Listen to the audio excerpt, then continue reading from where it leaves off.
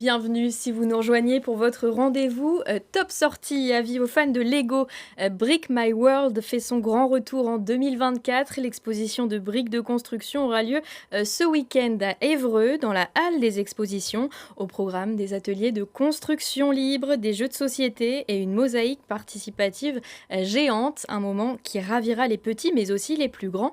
On en parle avec notre invité. Et puis en deuxième partie d'émission, on vous donnera quelques idées sorties pour votre week-end avec Eulalie Campin de TST Radio. Top sortie, c'est parti!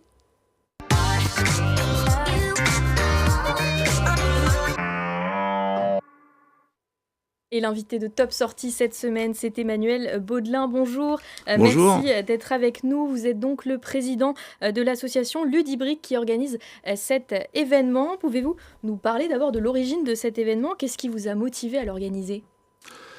Alors cet événement date déjà de 2018. On s'est créé en 2017 et on avait fait une première expo sur Imar, petite expo, une petite salle. Et dès l'année suivante, on a fait une expo à Rouen, oui exactement à Rouen, qui s'est appelée Brick My World. Donc on a continué à Sotteville-lès-Rouen, on est de Sotteville-lès-Rouen d'origine. Et là, on a arrêté de la faire à Sotteville, donc on a essayé de trouver un nouvel endroit. Voilà, donc on s'est retrouvé parachuté à Évreux.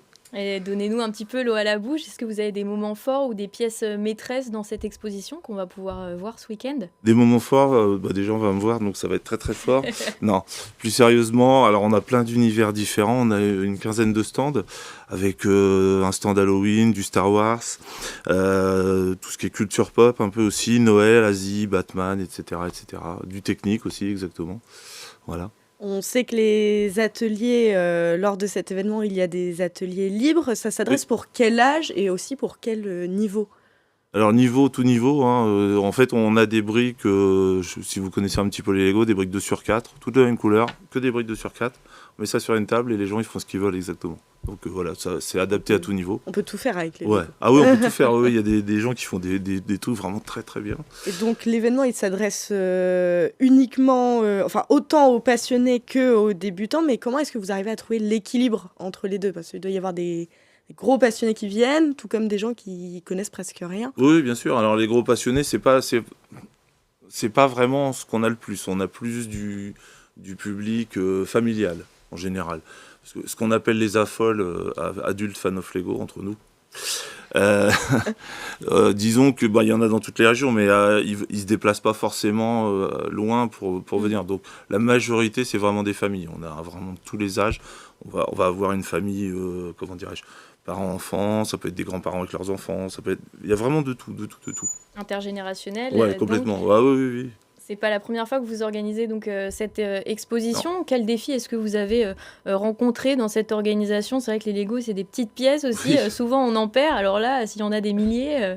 Disons que c'est comment dirais-je, des exposants c'est différents qui ont leur collection qui ramènent. Donc en fait, voilà, il n'y a rien à perdre. Moi, je perds rien du tout, c'est eux qui perdent. Donc voilà, il y a des gens qui viennent un peu de toute la France. Au niveau des filles, ça va être plus de l'organisation. Bon, c'est une association, c'est toujours un petit peu compliqué. On est une petite association, donc ça fait beaucoup de boulot. Là, comme je vous le disais tout à l'heure en antenne, on en a 3 dans le mois, donc c'est un petit peu compliqué, mais c'est super. Moi, j'adore. Franchement, j'ai exposé à une époque, j'aime mieux organiser qu'exposer. Voilà.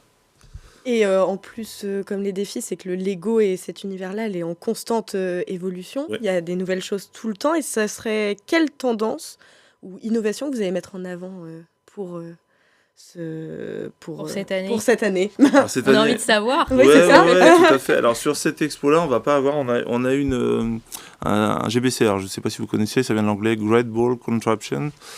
En français, on appelle ça aussi le je me rappelle plus, GBB. Grand bidule à balles, ils appellent ça. Donc en fait, c'est des circuits faits principalement avec des Lego techniques, avec des balles qui circulent. Vous avez peut-être déjà vu des vidéos circuler sur YouTube ou autre. Et donc ça, c'est un projet qu'on avait mis en place l'année dernière, un projet associatif. Donc il y a 4 personnes qui travaillent là-dessus. Là, malheureusement, on ne l'aura pas cette fois-ci à Évreux. On l'aura sur la prochaine exposition. Ça dépend de la disponibilité des membres, forcément. Et donc c'est un truc qu'on va faire évoluer dans le temps, qu'on va même changer en fait complètement d'univers. Là, on était sur un univers un petit peu futuriste. L'année prochaine, vous dévoiler un petit peu des secrets. Ça sera plus le côté artistique. Voilà. Justement, j'embraye sur ce côté artistique. Bon, on a tous des souvenirs avec des Lego, des moments de jeu, des moments éducatifs, effectivement. Est-ce que artistiquement, il y a des choses aussi qui se mettent en place? Je pense à des tableaux aussi qui sont souvent faits en Lego. Ce sera le cas aussi cette année? De tête, nous, on va pas avoir grand-chose là-dessus. Désolé de vous décevoir. Oui. J'ai peut-être un des membres qui vient avec un stand Avatar et je crois me rappeler qu'il l'avait ramené l'année dernière. Il doit avoir un tableau qu'il avait fait. De tête comme ça. Mais c'est vrai que ça marche bien. Ça marche bien. Là, ils avaient sorti la Joconde là, récemment. Il y avait eu Van Gogh aussi qui était assez en bien, décoration, ça marche. C'est vrai que ça marche plutôt là, bien. Lego, ils ont bien compris. Hein. Ils nous sortent des trucs pour Ça adultes reste maintenant avec beaucoup de décoration. Des bouquets de fleurs. C'est super bien. Ah franchement, les fleurs, ils en sortent de plus en plus. Ils voient que ça marche. Donc, il y en a des très belles. Très rapidement, on sait l'année prochaine où est-ce que ce sera organisé déjà? Pas encore. Alors, si jamais ça marche à Évreux et qu'ils veulent bien de nous à nouveau, on essaiera de la refaire. Là, pour l'instant, j'ai 2 dates. Une sur Albert qu'on vient de finir. Bon, là, c'est un petit peu plus loin, c'est pas la région. Et le Château de Tilly qu'on avait fait depuis 4 ans, là, déjà. Donc, à Boissy-le-Châtel. À confirmer, donc. Donc là, au mois d'octobre, normalement. Très bien. Eh bien, merci beaucoup Emmanuel Baudelin. On Merci rappelle que cet événement a lieu samedi et dimanche. Samedi de 13h à 19h. J'ai le petit flyer qui est juste là. Et dimanche de 10h à 18h. L'entrée est fixée à 3 €. Merci encore à vous d'avoir été avec nous. Merci beaucoup. Quels sont les autres événements de ce week-end en Normandie? On vous donne quelques idées de sorties avec Eulalie Campin de TST Radio.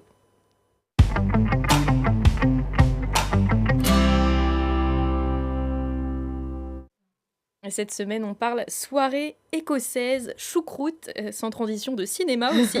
Mais tout cela pour la bonne cause. On commence avec une soirée pour danser, mais surtout voyager dans l'heure. Et oui, une soirée qui fait parler, puisque c'est ni la première ni la 10e édition, mais bien la 22e édition de la St Andrews Night. Une soirée exceptionnelle qui nous fait voyager dans l'Écosse, où de nombreux artistes, que ce soit des musiciens, des danseurs ou encore des danseurs de folk en pagaille d'Étrépanie, vont être présents afin de passer une soirée magique. C'est à Bezu-Saint-Éloi ce samedi à 19h et messieurs, sortez vos kilts pour vraiment avoir une soirée extraordinaire. Et pour les gourmands, on enchaîne avec une choucroute party. En effet, le temps se gâte, il fait froid, on a besoin de réconfort et comment mieux se réconforter avec une bonne choucroute tout en faisant une bonne action. Ça se passe à Beaumont-le-Roger, également dans l'Eure, c'est ce samedi également à 19h30 au menu apéritif, choucroute bien évidemment, fromage, dessert, café. C'est au tarif de 22 € par personne qui sont en partie reversés au Téléthon. Téléthon qui, depuis des dizaines d'années, rassemble des fonds pour les familles et les malades atteints de maladies rares. C'est sur réservation. Participez, soyez nombreux et régalez-vous. Pour la bonne cause. Pour la bonne cause, donc. Et pour finir, un ciné-débat sur une maladie encore trop peu connue. Unissons-nous contre l'endométriose. C'est la commune de Bonville-sur-Mer qui lance cette mobilisation avec un ciné-débat. Là, en première partie, une projection du documentaire Endométriose, le combat continu de Laetitia Milo, actrice qui est atteinte de cette maladie, ainsi que la participation de professionnels de santé, et suivi d'un débat avec Yasmine Kando, présidente de l'association Endo France. Pour rappel, l'endométriose est une maladie qui touche une femme sur 10. Elle est la principale cause d'infertilité. Ainsi, grâce à cela, vous connaîtrez mieux la maladie, de quoi comprendre les personnes qui sont atteintes et ce qu'elles traversent et faire avancer la recherche. Merci beaucoup, Eulalie Campin de TST Radio. Votre rendez-vous ce week-end, c'est bien sûr votre magazine Balade Normande. Célia Gatsongo s'est rendue au château du Champ de Bataille. Dans l'Eure, on vous offre un petit avant-goût. Regardez. Alors nous voici dans les jardins qui sont somptueux et c'est le jardin privé le plus grand d'Europe, c'est ça? Exactement, 45 hectares de jardin, pas de parc, c'est-à-dire 45 hectares de fontaines, de bosquets, de fleurs, d'innovation, de création que Jacques Garcia a réalisé de toutes pièces ces 30 dernières années.